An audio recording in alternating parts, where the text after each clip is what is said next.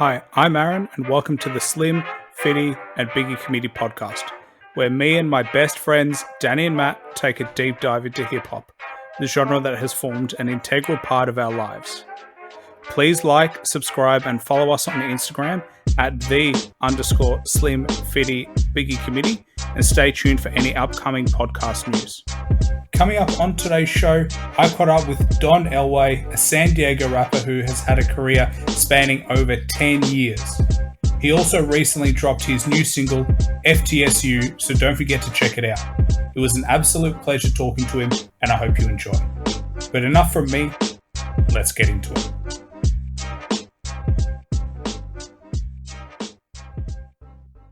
I'm just glad I got a hold of you because I've followed a little bit of your career. You've actually been in the hip hop game for a long time now, so a lot of people are coming up. I saw that you started releasing albums in 2009. That's a long career that you've had. We're looking at 11 years.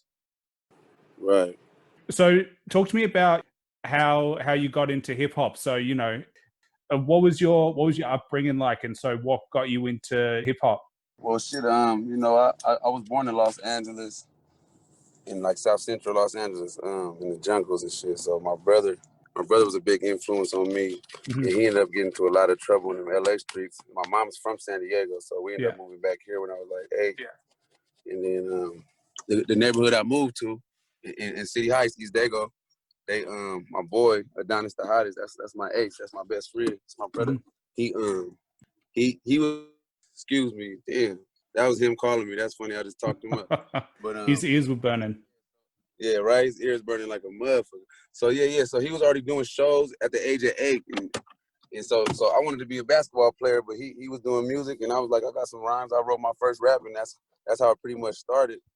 But to go what you were saying about like as far as like the promising career and all that, coming up, how I came up, like coming from where I come from, it's not promising, but that it's worth chasing. It's just like the little ghetto kid that want to be in the NBA. You feel me?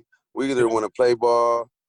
You feel me? It's very few. I wish more of us wanted to be lawyers and shit, but I guess that'll come.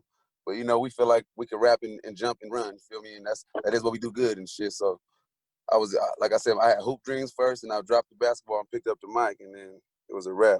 It's interesting, the way that things happen, because something that I've been obsessed with hip hop since I was young. So for you, you went into wanting to be a basketball player. As I can see you repping the Lakers jersey as well.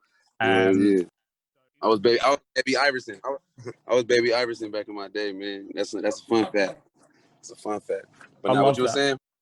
I was just going to say, in terms of for yourself, because obviously, you started quite young, your best friend, he started rapping when he was 8. So how did you start making your way into that sort of career? What were your next steps from there when you decided to, let's give this a crack? I wrote my first rap, and then it was kind of, it's funny though, because I was smart enough to know like it wasn't trash, you feel me? But it was my first rap. It was like some little nursery rhyme type shit, feet, meat, seat, you know what I mean? So, but I think the feeling of making music, the same feeling I get now, that's like the stage and the stage in the studio is my favorite place to be, damn near, you feel me? The bank too, of course, but the stage, fuck, if they say if money didn't exist, would you be doing what you're doing in life? And that's me, you feel me? Yeah. I'm sure the motherfucker that work at McDonald's would not fuck with McDonald's if money didn't exist. So 100%. It's really more of a feeling. It's really more of a feeling. I felt it when I did it. That's how basketball was. It's just that I guess this called my name a little more because I used to wake up 4 a.m. I'm 8 years old, waking up 4 a.m. to go practice because I heard that's what Michael Jordan was doing. You feel me? My dad, I didn't have it. My dad wasn't there, so usually you have a dad or somebody that pushes you to do that if you're 8. Yeah. I'm watching movies. I know if I want to be great, I better get my ass up at 4 a.m. and I still got school, so I'm gonna go run these suicides across the street. My school across the street anyway, so I can go sneak outside to practice and then get back with it. So I took that same passion and put it in my rap shit, and I ain't look back. You feel me? So what do you think it was that gave you that drive? Not everyone has that drive. It sounds like you were motivated very young, and I don't think a lot of people have that. So what do you think kind of motivated you in that sense? That's a good question. I could say a lot of, like, in hindsight, because when I got a bigger understanding on life, or I'm trying to get it at least. So, I'm learning new things every day. But as a kid, like I said, because of what I'm finna say, as a kid, I wouldn't think about none of that shit. But like right now, it's like I feel like I was chosen to be who I am. Like rapping is gonna be the tip of the iceberg, but I was put here to make some big changes on, and I'm already like the mediator of my section. I'm well respected in Dago to the point where like not too many people can go to any hood in San Diego because people don't know San Diego for their I would say urban culture. You know what I mean? I'm just gonna glorify gang banging and gangster shit, but we got that too. But I'm saying our old urban culture, period, to the point where they like, there's rappers in Dago? Hell yeah. It's gang bangers in Dago? Hell yeah. It's all that in San Diego, but it don't sound like it. Just like when I was young, I didn't think fucking Utah would be crazy, but if you go to Utah, they going crazy out there. You feel me? So to answer that, it was just like I wanted to rep my city. You feel me? And I wanted to show it. And that's one of the first things somebody told me when I started rapping. I was 8 years old, and they still say this in the city right now. Nobody never made it from San Diego, so you're gonna have to leave to do it. Yeah. And they still say that to this day. You feel me? I'm finna be 30, and they still saying that same shit from when I was 8 years old. You always get haters in your life that say, you got to leave, you got to do something, but we can see that you forged your own path and your own way. So, coming from 8 years old, you did your first rap. It was, nursery school rhymes, as you said. Yeah. How did the journey continue from there? So, did you get the rush straight away, or were you kinda? And then it's like, of course, I'm listening to like Tupac and like little favorite. Honestly, at the time, that's when Will Smith was big. To be honest, a lot of people don't even know this, but Will Smith was popping with the movies, and he had the Big Willie style album, Getting Jiggy with It, first platinum album without cussing and all that shit. So my mom had bought me that because there wasn't no cussing in it. Mind you, I'm 8. That nigga Will Smith was barring though. That nigga Will Smith had bars. He still got them. He old and shit, but so it's a couple Getting Jiggy with It and a couple songs was my shit, and that just made me want to have fun with it. But then I listened to Tupac. That made me want to put my story and my pain in it. So and then Mace was popping back then. He had bars. That made me want to flip the bars around and do the rhyme scheme because Mace had a mean ass rhyme scheme. You feel me? The shit that like you can play Mace shit right now from '96. He's still out barring niggas. It ain't gonna sound like some old school hip hop. He still got some shit that I could rap his verse right now and it's gonna be relevant. You feel me? So I like the Mace too. But like I said, what got me to keep it going was the feeling and the fact that my best friend right here that I see every day, he getting girls from it. He making type music that I want to listen to from it. This is the whole shit. I just liked it. You feel me? That's what I wanted to do. And then it got stronger and stronger to the point where, because Adonis done had a record deal. We was 12 years old. If you heard of the nigga that sing Computer Love, his name is Zap Roger Troutman. So Adonis signed to his son, Robert Troutman. And, it was like a little deal. He's 12 years old. We performed at the House of Blues. I remember like B2K was signed to the same people before they blew up, all type of shit. So he's like 9 years old. I'm 10 and watching him go through this. I'm like, yeah, I'm next. We're about to blow up and I'm next. You feel me? So it didn't go like that. It just turned into a big ass, I call it like school. We went to school for that. That was like rap school. Because now we know what a good mix sound like. You feel me? At 8 years old, we knew what a good mix in Pro Tools was supposed to sound like. Yeah. So from then we was doomed. We couldn't settle for the garage band and all that shit. You feel me? We had to have crispy sound, Pro Tools. The first time we recorded was on Pro Tools. You feel me? Some motherfuckers gotta work their way up. So, and that's back then. It was more expensive to do that shit. So the record label was paying for it. So I felt like we was already going somewhere, and I knew we had talent, and I knew my boy had talent. He's making me getting better. So fast forward, he went through a lot of shit, and obviously it didn't pan out, right? So that could make somebody say, "Fuck this! I'm finna stay in these streets and get this money the way I know how." Yeah. That's what he did for a while, and then that's when I turned up. This is 2010 when I dropped my first album, Noway. That's when I turned up, and then now the city know my name. Every corner of the city is peeking at me and respecting me. You know what I mean? On face value, on what they seen me before this album came out. So now the album come out, they fucking with a solid nigga in these streets. You feel me? Yeah. Stand up nigga. So Adonis see that. He got a song when he said that too. He said, just when I started giving up, my nigga Elway set it on fire. Perfect timing. You feel me? Yeah. He was done. He was done. Think about have a record deal at 8 years old. You have another one at like 10 or 12 years old. You're on tour. And then now you're 25 plus and you looking for your next buck. You feel me? So he probably said, fuck this rap shit. You feel me? But I still sing. And I didn't taste as much as he tasted. That was his record deal. So I'm still like, man, we got this shit, man. We finna get this shit. So it's still taking longer than expected, but even like Nipsey, you feel me? prophetic. That's a marathon. So we want longevity anyway. So anybody that got it fast, we probably don't remember their name no more. So we gonna get it. We gonna what they say, you could run down and get some, or you could walk down and get them all, and we want it all. You feel me? Yeah. Well, I think you touch on a few good points there. So obviously, a lot of people forget, but you are definitely right. Will Smith, I think, he's in the top 5 of album sales of all time. Yeah. And I think, you touched on something really important. It was he found that era of young people into hip hop, and then, your mum got the album for you because it was clean. I think he did something that, almost revolutionized the game in a way. And for you, starting so young, how have you stayed so motivated? Because when you're young, you have all these ideas, and now you're looking 25 plus, and over. That's something like you said, like my mom would be like, "You don't want to get a job." I'm like, I done had a couple jobs before just to see. I'm open minded, so I know that's not what I was here for.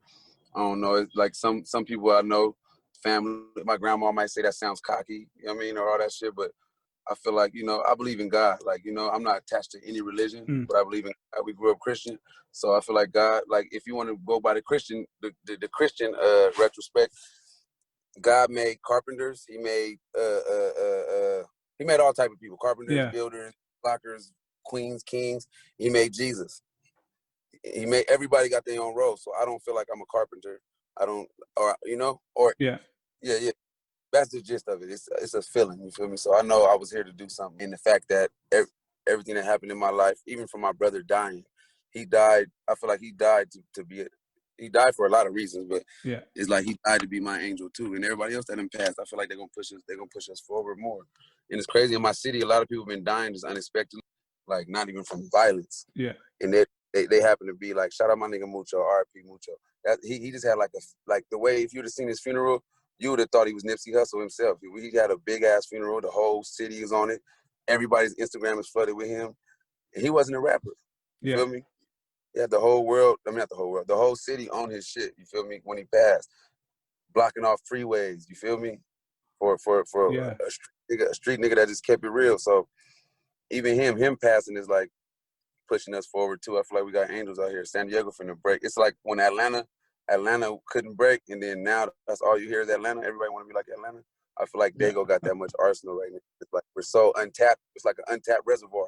Because at first it's like, nothing over there. There's nothing over there. We're not gonna go to that desert. Why go over there? Then you go over there and actually dig, and it's fucking the most gold you ever seen. Yeah. Well, something I wanted to touch on, I did see on your Instagram, you've done a few rest in peace posts to your brother. I did want to touch on, if you don't mind, how that affects you. Obviously, I've got 2 younger brothers, and I can't imagine losing that's part one of of the them. victory.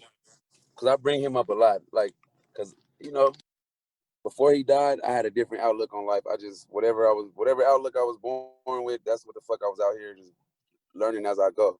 My brother died so like unexpectedly and random as fuck to where it made me try to search for shit, So I'm researching my culture. I was researching. I was just reading a lot of shit that I wouldn't have read. I actually never liked reading. You feel me? Yeah. So I be reading a lot more. And so my brother passed. So I bring him up a lot. But it's just like some people, I don't want nobody to think it's ever a pity part. I'm never sad bringing him up. If I'm sad thinking about my brother, I'm only alone. If I bring him up around people, I don't want you to think it's no kind of pity. I don't want you to be like, sorry for that. Even you can, but it's no pity. If I bring him up, I want to teach you a lesson that it taught me. Or if I bring him up, it's some kind of example with it. You feel me? So, so when he passed, he got killed in East Dago, California. My brother's he a blood. He from the jungles. I don't know if you ever heard of that, but that's a hood in Los Angeles. You feel me? Yeah. That's where we was at. My dad from LA, so that's where we was at. And so he was out here. He lived his whole life. What Nip say? He died 30-something after banging all them years. My nigga died at 34 years old on his day off. He didn't have no days off. You feel me? He had his good job to where he was working 7 days a week. And in my mind, I tell you, this nigga was 15 years old with like 3 candy painted Chevys and shit in LA, because that's crack era. You feel me? Yeah. So he didn't have money and never went to jail for it. He lived life how he wanted to. And then once he slowed down and whatever, God took him, and it was just so prophetic. Everything lined up to where I couldn't be that mad about it. Like from his last talks to motherfuckers and shit, he was telling motherfuckers, like his co-workers, his family members, his homies, he like, Steven told me, man, he's going to get his life right with God, because you Yeah. never know when it's your last day. And that's what he told like 10 people within a week or two of him dying. Like, your brother just told me that. The last thing he told me was he's going to get his life right because you never know when it's your time and shit like that. So, you know, even with Nipsey, like I bring up references so people can understand. Even if you don't understand mine, you can understand, like, even Nip. I feel like his spirit knew it was time to go because, shit, you feel me? He could have avoided that easily, for one. My brother could have, too. He could have stayed your ass in the house. You know what I mean? But, and then for two, his last tweet, you know what I mean? Like, it seemed like he knew what was up. And then that's all he spoke about. So, Tupac, too, is like, God know when he finna take his angels. He let them know. Hopefully they pure by then. Shout out my boy Don Clack in Dago. That it's a young nigga named that's my nigga Hog and shit. He got killed too, and I remember him being a young knucklehead. You feel me? To the gang banging from Lincoln Park, it's a hood in my city. But that's my boy, and he was a knucklehead growing up. And then he still was with the shit, and he's still doing this shit. But I saw a growth in him, and I seen like I couldn't put my finger on it, but I seen like something in him that I'm like proud of him, and it was a good thing. So when he passed, that's what I seen. He was already an angel at that time. You feel me? Like, I don't know, I can't explain it, because like he was a gangster, he all the shit, but he'd say a prayer for everybody. He the only one. Hey, bro, before we could be finna fucking rob somebody. Hey, let's say a prayer first. He's the one that's gonna say it. Feel me? So just shit like that, like, and then that's the one that get killed out of everybody. So it's like, it's prophetic. Nip's the only one that's pulling everybody together. So it's like Malcolm X, whoever, when they die, it's like it's supposed to open somebody's eyes. When a big force like that dies, it's supposed to open somebody's eyes. So that's why his death was felt so much. Like, even my mom didn't really know who he was. So, but she felt it because she seen it everywhere. He wasn't even the biggest rapper, but the way he died, he was bigger than Jay-Z. Yeah. You feel me? Yeah, I remember hearing about it. It was everywhere, absolutely everywhere. And whether you liked his music or not, you couldn't deny his impact on. Obama wrote him a letter. That's sick. Obama wrote him a letter. He has a song saying, that nigga got a song saying, like, when I die, play Stevie Wonder and shit. Stevie Wonder actually played live at his shit. That's, nigga, that's so all that. And if you listen to Nipsey music, he said he been felt that feeling. He been knew what, I always knew I was gonna do it real big. They played that at the funeral. Yeah. So when you ask me what drives me, I feel that still. That fire never went away. Some people lose it for whatever reason, but it's like, I can't take no for an answer. To fire, to the point where I tell motherfuckers so they know how serious I am. I tell my mom too. I will die before I stop chasing this mom. Yeah. So yeah. I was going to say, you bring up a lot of different things, but something that I find interesting is obviously, we've got this gang culture that comes from hip hop. You've got NWA, saying fuck the police. And right now we've still got young people, getting involved in gangs, and then later on realizing that potentially that wasn't the best move. So how do you attribute people, especially in San Diego and LA, what do you think attracts them to that type of lifestyle? And then what do you think it will take to get them outside of it? Because it feels like, you found your own path, you found your own way outside of it, and to, influence people in a positive way. Yeah, I think it got to be in you, because because honestly, it's like, hey, what is your nationality, bro? If you don't mind me asking. Yeah, both my parents are Russian, but I was born here in Australia, so Melbourne, Australia. So for whatever reason, I remember when I got into hip hop, it was one of our family friends they went to America, and it was back when 50 Cent was getting big. He dropped Get Rich or Die Trying, and they put it on as a joke. Right. And it just blew my mind. I've been obsessed like ever since that. But yeah. So look, with no offense, because I'm so past any kind of unneeded vendetta. I don't know what to call it, but like, the to answer what you were saying, like, when is it gonna stop for the gangbanging shit? I kind of compare it to racism in America, and it's like, that's the big question. What could it take to stop that? Who can stop it? Why were they doing it? Why did it start? You know what I mean? It's crazy. So that's why I wanted to bring that up, because it's the exact same shit. So it's like, I done been in so much, there's no one answer to none of them questions, and it's probably never, who knows, because it's like, why all this shit? You feel me? Because honestly, gangbanging is, I don't want to get too deep into this, but just real quick, gangbanging is a direct result of racism, damn near. Because they made the Black Panthers, quick little history, they made the Black Panthers, they dismantled them, and then you got Bloods and Crips and different little groups trying to finish what they did. Yeah. And then you got the government somehow getting them to turn on each other, because we don't need them unifying. We got to get them to turn on each other, right? And then we make up this shit called crack that we know they're going to go crazy for. Some will smoke it and realize they shouldn't have. Some will sell it and get $1 trillion off of it. And then now they're shooting each other over territories. Now it's like one person died. Now we're going to go back and forth. So now it's back and forth for whatever reason. And it's deeper than that, but that was just the summary of it for idiots. You feel me? Yeah. But well, I think you touched on a I really don't know good point.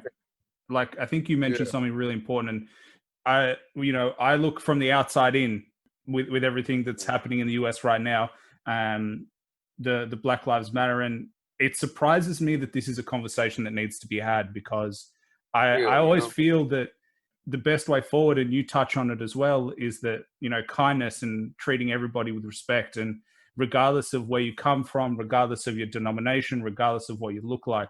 And it surprises me that when you listen to old hip hop albums, they literally talk about the same shit that's happening right now. And it makes me sad. It makes me sad because we review hip hop albums on this podcast as well. And every single podcast, we say the same thing.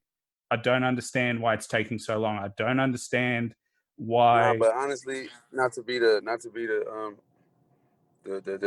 party pooer, but we're in a country that designed that fucking entity that hate whatever, whether it's game banging or racism or fuck Donald Trump. That's why at this point I'm not mad at Donald Trump. That's not my friend. I don't like, I don't hate him or love him. That I know that's put for me. They're trying to make me, mad. The news, all that shit. I don't watch the news. So it's like, at the end of the day, this is a system that was built and is being built more. It's still a plan. So even, you see how Black Lives Matter started as some shit that I don't know who started it, but it was smaller. Now it's a corporation. Yeah. Oh, we can make money off this. So I bet you somebody racist is running that motherfucker. Maybe not, but that's how this country gets. No, but that's how this country gets. Yeah. Now it's a big ass corporation that everybody. First it was all life matters. Now y'all want to. But whatever. Like I said, I don't get mad. I don't get bitter about it. I just know, like I said, if you learn something about life, you know that it all boils down to love and respect and shit like that. So it's like, of course, defend yourself by any means. Yeah. I'm sure you're not like a guy that fights all the time, but if somebody come and slap you, you're gonna have to slap him back. And that don't mean you don't love him. You know what I mean? You don't got no love in you. So that's common sense. Defend yourself, of course.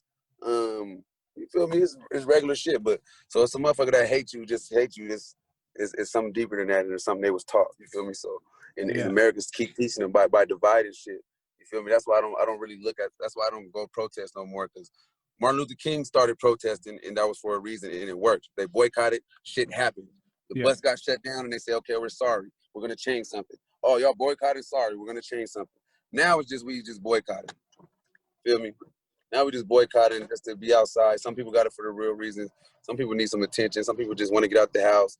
There's a lot of reasons. So it's like, I'm not with the boycott, but we could go behind the scenes and really make arrangements and do these meetings and whatever shit. Or we can go to the actual building or something. I mean, we can do something more productive than the method that they tried back then.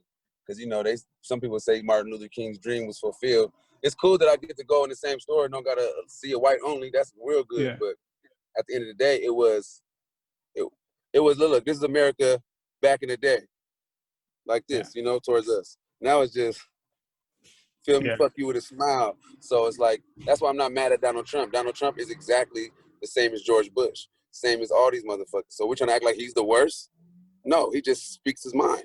I wish, if George Bush and any of them motherfuckers spoke their mind, it'll be just as bad or worse. Because I don't think Donald Trump is even racist. He's just Donald Trump. He gives a fuck about himself more than white, black, and his kids. You feel me?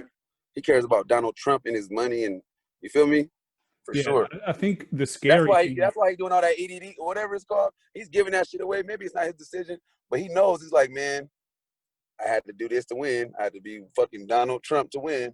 But I'm gonna bless y'all with something, because he is the first president to give motherfuckers shit like that on that scale.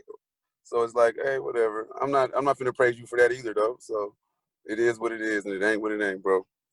Yeah, I think the challenge is the system allows people like that to get into office, and I'm sure we can all turn around and agree, even here in Australia, that the challenge is that all the people we want to be leaders are all people who probably don't want it and who are happy in their lives and, influencing their own communities and just, centralizing what they're doing. Like if I turn around and look at you, you have aspirations to change your community. You have aspirations to motivate Nah, young I'm the people. leader though. I feel like I'm the leader. That's why my name is Don Elway.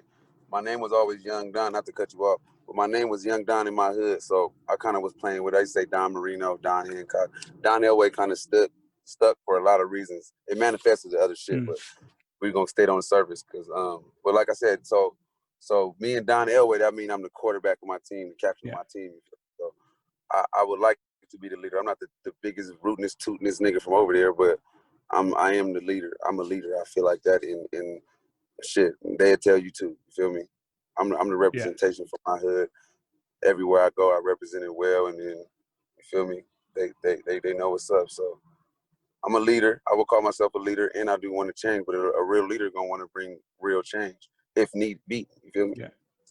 So I just want to bring up. I love the tag, Don Elway or Noway. That's been stuck in my head ever since I was looking. Yeah, I love that. So if we switch back into going, we touched on a few political things. If we switch back to more of, your hip hop career. So I think, we were talking about, you were a teenager, you're coming up. How did you go out and, in 2009, you dropped your album. So what was the process like to get to a point where you're like, all right, I've got enough music to now feel comfortable to drop an album? Yeah, shout out my nigga Jimmy Swag, man. My boy Jimmy Swag. Because I dropped it January 1st, 2000. I was working on this album called It's My Turn all through high school. It's just, I'm in high school grinding and shit. I ain't really got no money like that. I remember I started like selling shit like at like junior year, but that was just to get fresh and shit because my mom didn't give me no money. She didn't really have it for me, so I had to go get my own little $120 to last me for a couple of days, give me a little weed sack and all this shit. But yeah, I was taking a bus to the studio across town.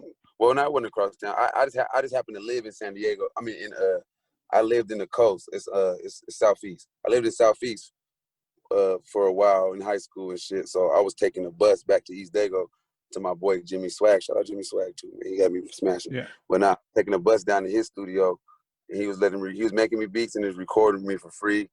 And I appreciate that dude because that's how I made Elway or Noway. You feel me? And yeah, that was the first album. Like I said, every Monday I go record until I had enough songs. And I'm a hip hop kid, so even right now I'm working on the album, and everybody don't view albums like the way I still view them. So like I'm finna come with a little EP first, then I probably drop a deluxe because I like full albums. You feel me? I like to sit there and listen. I don't even want to hear it. I'm gonna skip past the single because we heard it already. But we're gonna listen to it from 1 to 20 or whatever the fuck you got, and we're gonna judge the album, see if it's a classic. That's what I do. You feel me? Like watching the game. We're gonna watch this whole game, and we're gonna see who won and who's the MVP. So like, it's a sport for me. So just like when you called me, I was bumping that new Dom Kennedy. Shout out Dom Kennedy. He delivered. My boy delivered. I know he's been on the drought for a little bit. A lot of his fans been looking for some shit. So I'm a Dom Kennedy fan, and I was happy about it. So feel me? But just shit like that. So yeah. And so starting quite young, how do you feel the game has changed? Obviously, when your influences are parked early and, you're hearing old school hip hop, very different beats to the beats that we have now. We have more of a trap beat. People are starting to use more auto tune. All that kind of stuff has come into the hip hop world. How do you see that transition, and how has it changed your music? It's pretty cool. It's all for the better. I feel like change is always good, even if it's negative change, because that should help you get it positive, or you get to open your eyes to the negative. But I remember I was being, auto tune first come on. I'm like, it's hip hop. Hip hop always was based on originality. I did my research since I was young, so it's like the whole aura of hip hop was like, nigga, you couldn't even like kind of like gangbanging. You can't post on this block if you ain't. Don't act like you from here. You ain't doing that shit. Don't talk. We're gonna pull your card. So even with rap shit, rap started off on some real shit. Like nigga, I heard nigga in New York especially, you couldn't even pick the mic up if you wasn't a credible nigga. Like, you a weird ass nigga. Give me the mic. You can't rap. You're not gonna rap. We're gonna let him rap. You feel me?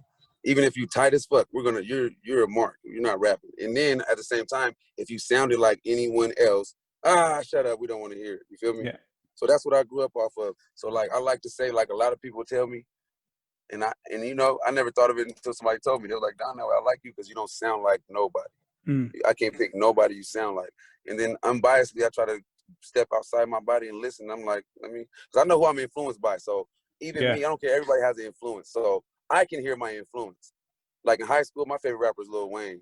Yeah. And I take that versatility. Like Lil Wayne can hop on any song and make it his song. Like we can make a song about crying and sad shit. He gonna somehow make it gangster or however you want to make it.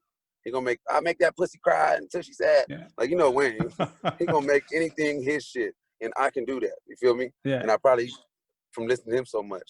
And then Tupac, I can bring the pain. I can bring the, you know what I mean? Just, so my influencers, I hear them in my music, but I disguise it well because I want to be original too. I'd rather somebody come bite my style than me bite their style. You feel me? But, you know, like I said, so I adapted. First I was being a little bit like, this new shit is weird, but I remember a time where, shit, what we like wasn't it. Oh, y'all like Nelly and all that. Y'all like fucking Eminem, you know what I mean? Yeah. Lil Wayne, all the old niggas told me Lil Wayne sucked.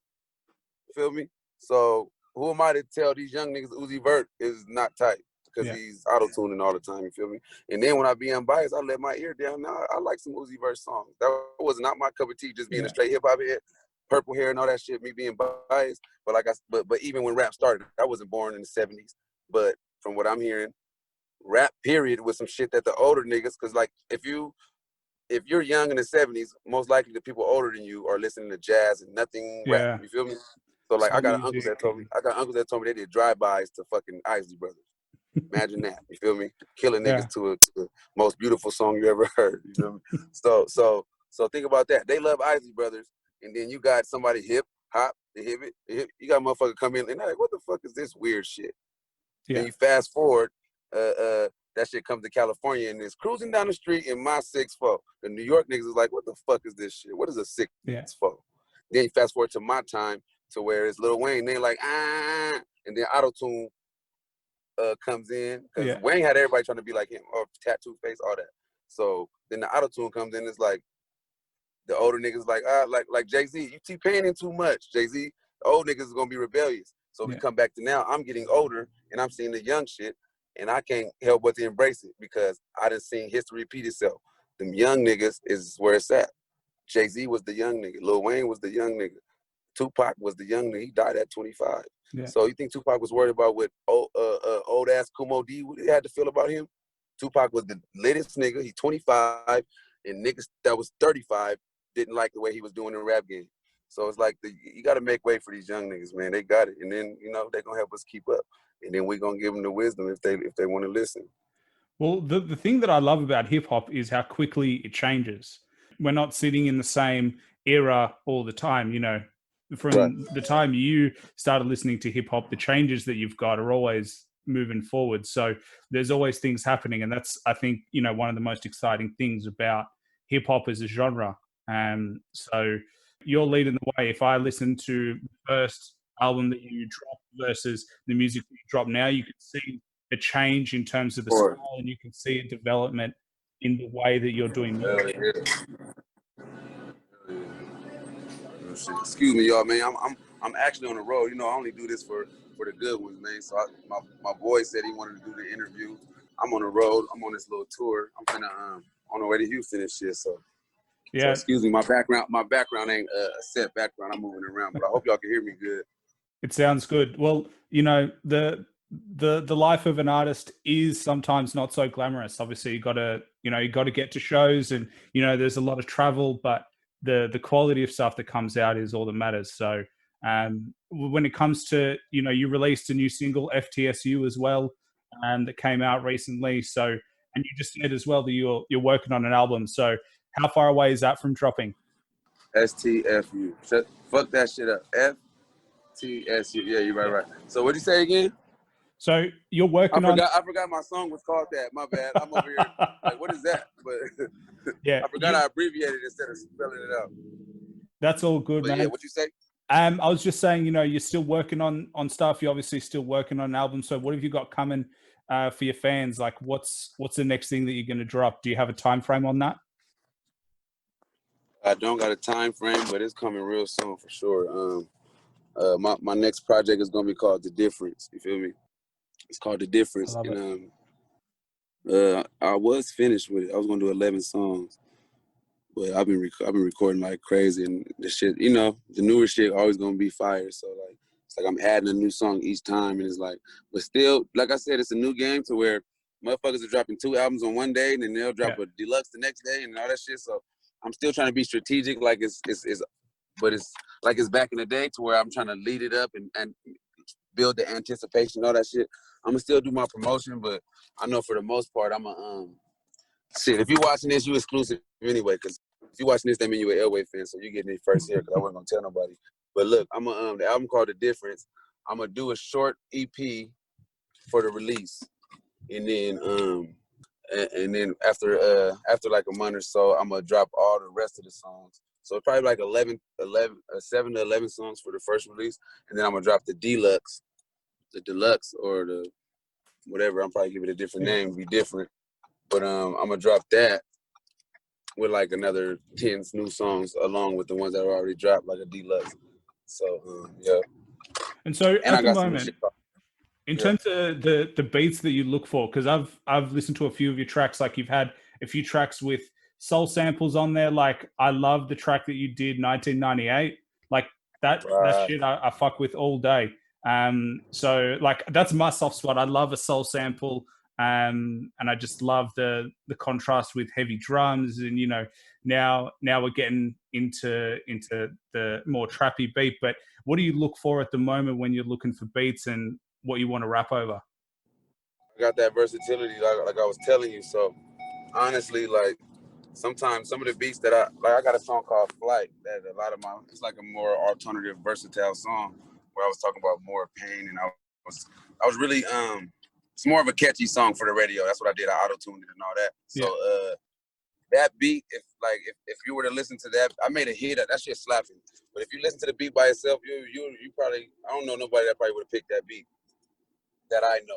You know what I mean? Like my homeboys that rap or whoever. That beat wasn't all that, but once you hear the lyrics over it, it's the shit. So I don't know. I think I gotta feel it, but I do like Cali beats, Cali-ish beats. But you know, I've been trying to make music, so if you know whatever's gonna move, I noticed like, cause I'll get a pack of free beats, right? And Mm-hmm. then they might be some good ass beats, but for some reason I gotta force myself to write to it, or I get a writer's block. But it might be a dope ass beat. If I let you hear like the bass, everything popping.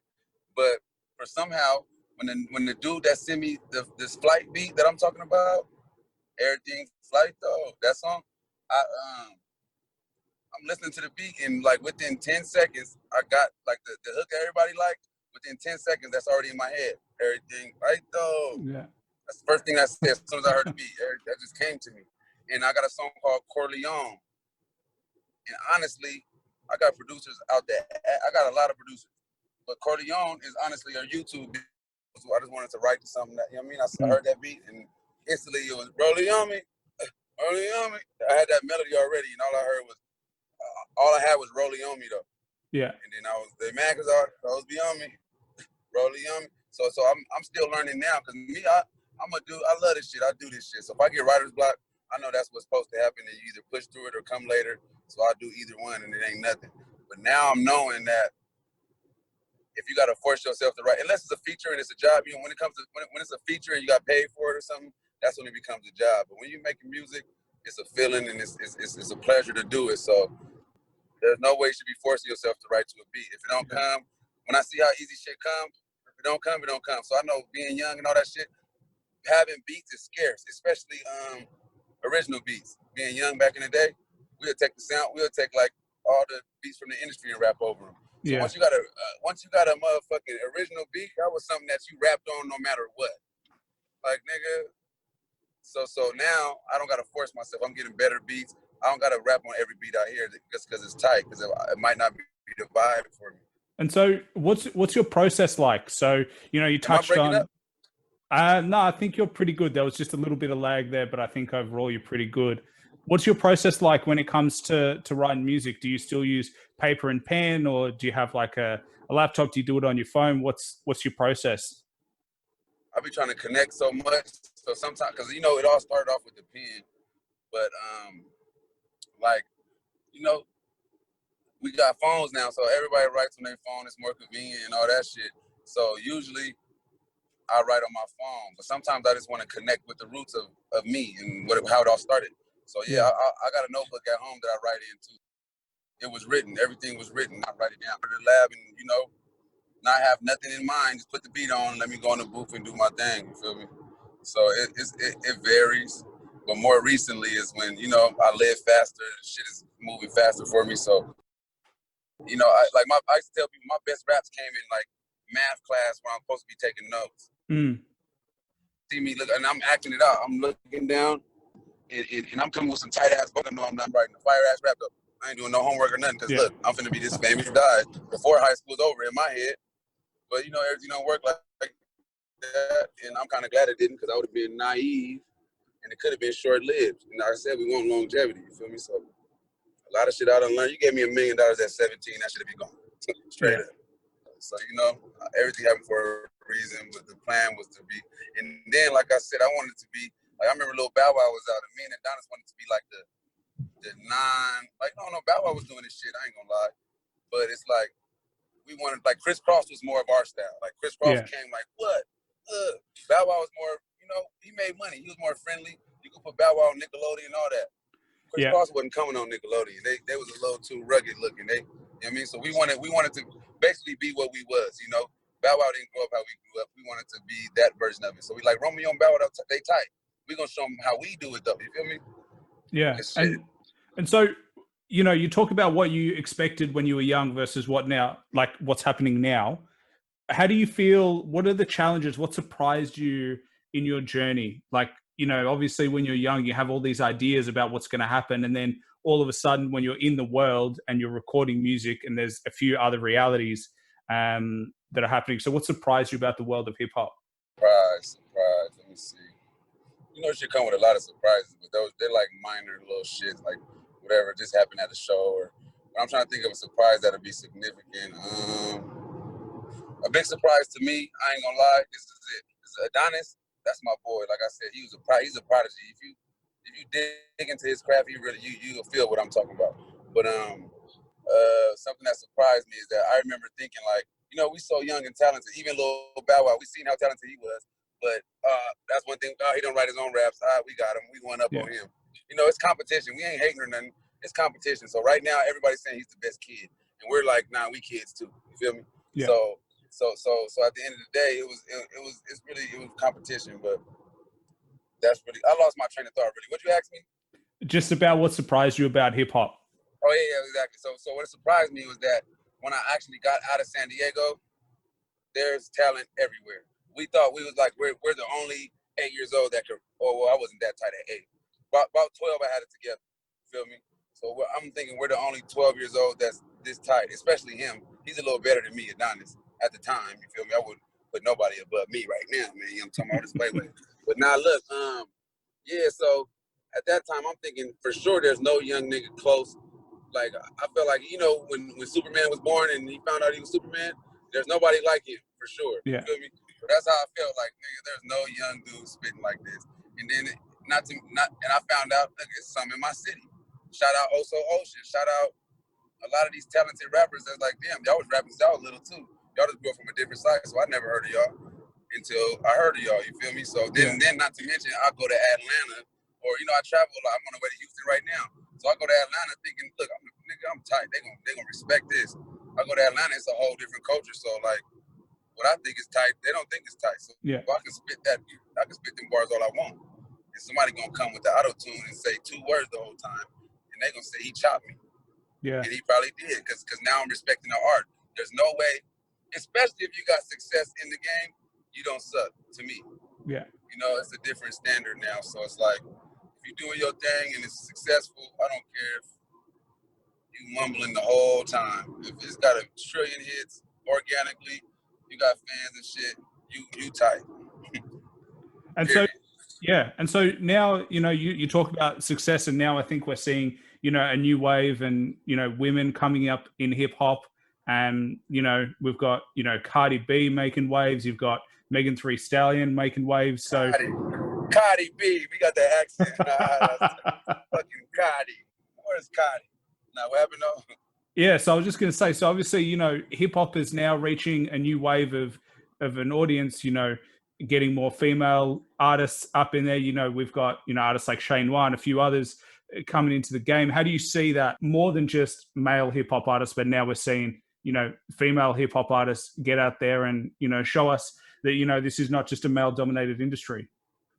I feel like they always had like one or two good ones. Like, you know, there was always MC Light. She was rocking shit. And you got fucking Lil Kim came in and Foxy Brown. It always was one or two, right? Yeah. And for some reason, they always got it pit against each other for no reason. And that's how the world is, you know. I just told you how the Bloods and Crips was probably cool one day and they got pit against each other for no reason. You got Pepsi versus Coca-Cola when they got the same owners. So it's always that sells, I guess, you know. They made Lil Bow Wow and Lil Romeo beef when them niggas used to ride scooters together, you feel me? So to go what you were saying, it's like they're gonna bring competition, but nowadays, like you know, I think Nicki Minaj and Cardi B was like the last of that. I'm the only bitch because honestly, I felt where Lil Kim was coming from. It's like you stole my whole style and did all this, but shit. Like I said, it's always gonna be somebody that influences somebody. So I don't know who went about it the wrong way first, but it started to where they feuded when they could have just been cool. You the big homegirl. Nicki with Lil Kim, even though Lil Kim older now, she probably watched. Nicki with Lil Kim just being homegirls is epic to me. Yeah. Nigga, that's big homegirl and little homegirl. Why not? But you know, now like I said, I'm seeing Meg Thee Stallion with Cardi. Cardi, not really a rapper. She got turned into a rapper, but still, her energy towards it is like shit. We can all win, shit. Yeah. So I don't know. You know, I feel like I think if I'm not mistaken, she got a song with Meg Thee Stallion. Yeah, they dropped one. I like seeing shit like that, and then you know they can keep it going. You can get Cardi B with Janae Aiko, however you say her name, Janae Aiko. Get her on the hook. You got Meg Thee Stallion on the second verse, and then nigga, what's another bitch that's popping? You know what I mean? That should always happen, but the females is too like territorial about their shit. Like I'm the only bitch popping. Y'all trying to copy me. None of y'all have fake ass till I have fake ass. Respectfully, you know, shit. I feel like Lil Kim paved the way for motherfuckers. Nicki Minaj came and did it and paved the way. Perfect example, Drake. When he first came out, he sounded too much like Lil Wayne for me. And then now he sounds like his own self, and everybody want to sound like him. Yeah. Well, I think, you know, with time, it comes into, you know, they'll stop pitting other female artists against one another. I think when there's only two, they always like to say who's better. But, you know, now that we've got more female artists heading into the industry, you know, we get to have more appreciation. Yeah, that's probably what it is, too. It's so scarce. There's like, you know, I'm the only bitch here. And, you know, if you come, I might be out because there's only room for one bitch, obviously. Yeah. History's telling us there's only room for one of them. So I get that. That's probably what it is. But, like, when more start coming, you got motherfuckers coming from all different colors. You got motherfucking everybody doing it as far as the females. You know, us men been doing this shit, all colors. But you got the white girls rapping, you got the black girls rapping, you got the Hispanics, you got the mixed, they all rapping. You feel me? And they all, you know what I mean, fake booty, real booty, all that shit. That shit all coming together. So, you know. Well, the thing I love about hip hop is that if it's good, it's good. And if people like it, they like it. And that's as simple as it is. So you're the perfect example. You know, it doesn't really matter where you're from, who you are, as long as you're releasing real music that you can stand by, then I think everybody's happy. Right, exactly. So that's what I was going to. Like, no matter what the fuck, like, you know, I'm lyrical and I love lyrics. I love to display lyrics. So that's what I'm gonna continue to do. I'm a poet. You feel me? I'm more of a poet than a rapper. I'm more of an artist than a rapper. You know, you know, rapper, cliche name. You know, everybody can rap now. So it's like, even you know, I can go play on the court right now. That don't make me a professional basketball player. You got to draw the line somewhere, because you know, I can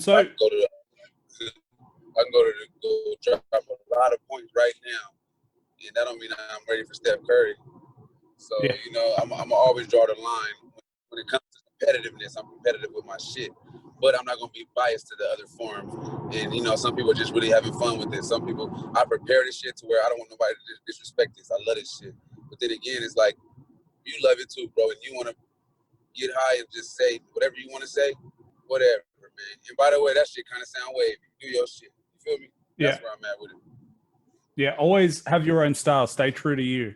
I think, when it's legitimate and when it's truthful and it comes from inside, it always sounds better, rather than, trying to create an image that you don't really adhere to. So I think, you've done that for a long time. So that works. And, we see, you're showing me the video of you're on the road, you're heading off to Houston. And are you performing shows out there? I had to do something with my hands. Well, we finna see what's up. Houston is open right now. It's been a while since I've been to a city that actually has open clubs and all this shit, so I'm finna see what it do. I got a studio session in the morning, and then I got a radio station interview later on tomorrow. Well, let me just say, man, I'm jealous because I've been in lockdown for 6 months. We have been in stage 4. We haven't been, I've had curfew up until for the past couple of months, man. Like, we can't go outside or anything like that. So I'm jealous that you get to travel interstate. So it's crazy stuff that's happening.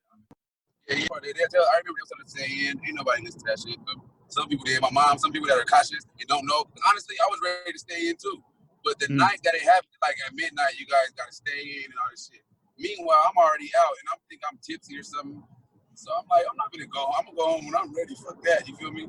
And that turned into, I'm an all-night type of nigga. So I'm with the homies. We go to the studio. We do all type of shit.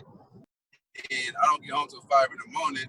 And I don't feel pressed to stay in the house the next day. So my life never really changed during the quarantine. Maybe my favorite store was closed or whatever, but it kind of got better as far as, Yeah, well, the good thing is that, for people like yourself, it gives you the opportunity to keep working on the art and stuff like that. But if you had to recommend one hip hop album that everybody listens to other than your own music, what would you recommend? What would be your one album suggestion that everyone should listen to at least once? That's very hard, bro. That's a hard one. I'm trying to think of one for you. That's I remember I be telling my folks it's like picking your favorite movie. I can pick one and then I can pick 10. So I could give you 2. That's cool. Bro, you want me to narrow it to one? If you could narrow it to one, that'd be awesome. All right, so one album. Damn. I don't want to be biased, but and what works for me. So what are they using the album for? They know about hip hop or what? It's up to you. It's just your recommended. So everybody, if they had to listen to one hip hop album in their life, everybody should listen to it. This is just purely your opinion, something that everybody should listen to and have an appreciation for. What would that album be? Tupac, All Eyes on Me. Final answer. Yeah. There we go. There we go. You heard it here first. I can't really go wrong with that. I don't want to overthink it. You didn't hear me? Nah, we heard you. So Tupac, All Eyes on Me, Don Elway's one album that everybody should listen to at least once. So get around it. And then obviously let us know what you think. It's one of the classic albums. Obviously, Tupac, a big influence in your life as well. So I like that recommendation a lot. All right, man. Well, just before we finish up, because you're on the road, you're heading off to Houston. Is there anything you want to plug? Anything you want to touch on? Shit, album coming soon. It's The Difference, man. Look out for a lot of shit going on. We got some shit in the works. I got videos coming out. Just the regular shit. We're gonna keep working, and we're gonna turn it up. Follow Don Elway on Instagram. Don_Elway. It's Elway or Noway. Check his stuff out on Spotify, on Apple Music, wherever you get your music from. But obviously you got to hear a little bit about his story and a little bit about what influences him. But I appreciate you coming in, especially during this busy time for you, man. I appreciate you sitting down and having a chat with me. Yeah, Uncontrollable Entertainment. Salute, man. It's Elway or Noway. Shout out my boy, man. Let's do this again. Yeah, let's do it again. When you drop your next album, we can organize another time and we can sit down. You can tell me all about your journey and what you did. Perfect. Thanks for listening to the show. Please like, subscribe, and follow us on Instagram at @the_Slim Fitty Biggie Committee. And stay tuned for our next podcast. Bye for now.